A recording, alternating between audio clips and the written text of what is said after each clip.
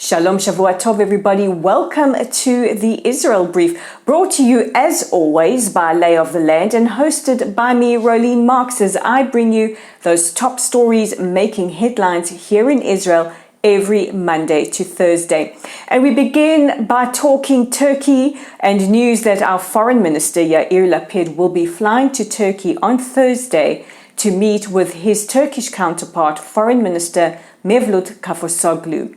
The two foreign ministers are expected to discuss the Iranian threat as well as the current situation for Israeli citizens in Turkey. If you recall, last week we gave quite extensive coverage to the fact that our foreign minister had appealed to Israelis in Turkey at the moment to leave with immediate effect. This is following threats by Iranian operatives stationed in Turkey to either kidnap or kill Israeli citizens. Yesterday, Israel's President Isaac Herzog spoke with his counterpart, President Erdogan, and thanked him for all of Turkey's assistance in helping to ensure the safety of Israelis in Turkey, but also warned that the current situation, the current threat, is not over. Meanwhile, there have been traveller concerns expressed for other countries that include the UAE, Bahrain, Egypt and Jordan, threats that there also could be potential Iranian operatives there as well. Now, we have been talking a lot about Russia and Ukraine over the last couple of months, but many of us here in Israel are asking, has Israel become the new political football between the two countries? Last week, Israeli Defense Force were alleged to have attacked an airport in Damascus, putting the airport out of commission for about 2 days. Now, in response to this, Russia has tabled a resolution that they will be presenting to the UN Security Council, asking for condemnation of Israel's alleged strike. Now, the resolution is not expected to pass given Russia's own events and own behavior and own unprovoked invasion of Ukraine, but it could see a significant deterioration in relations between the two countries. Now, this is not the first time that we have seen a mutual exchange of tension between Russia and Israel over the last couple of months. But added to the mix yesterday was the Ukrainian ambassador stationed here in Israel taking out an advert in the Hebrew-speaking newspapers, basically slamming Israel for not treating injured troops. And this is with specifics to prosthetics.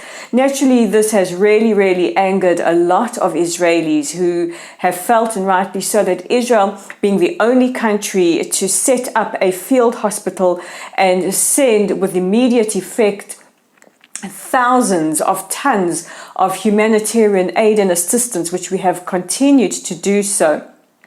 The ambassador said that Israel leads in the area of prosthetics and needs to assist with humanitarian aid there as soon as possible. You know, we are of the opinion there could have been better ways to appeal to Israelis to assist with this than slamming Israel in the Israeli media.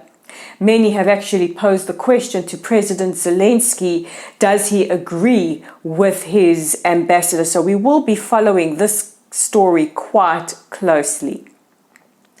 We now continue with the Shireen Abu Akleh saga with the latest news that Palestinian authorities, Mohammed Shtayyeh, has demanded that the IDF hand over a rifle that is believed to have allegedly fired the fatal shot. Now, from the IDF's perspective, we will only know that definitively once that bullet has been investigated by ballistics experts. However, the Palestinian Authority is still refusing to cooperate either with the Israelis or with the Americans, who have requested on numerous occasions a joint investigation. Israel has even said, you know, we're not saying that we're not guilty. We're not saying that we're entirely innocent. What we are saying is let's have a joint investigation with the bullet so that it can be determined forensically. If the Palestinians do not trust Israel's investigators, Please let in American investigators, let them investigate.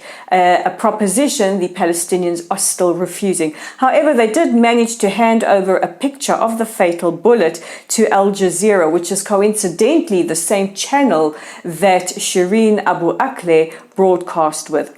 Meanwhile, over the weekend, the LA Times published an article basically claiming that Israel deliberately targeted Abu Akleh, and the New York Times, having concluded their own investigation, also coincidentally without the fatal bullet, have come to the conclusion that Israel fired the fatal shot, albeit not deliberately. And again, I want to reiterate that we have not examined the fatal bullet, which still remains in Palestinian custody.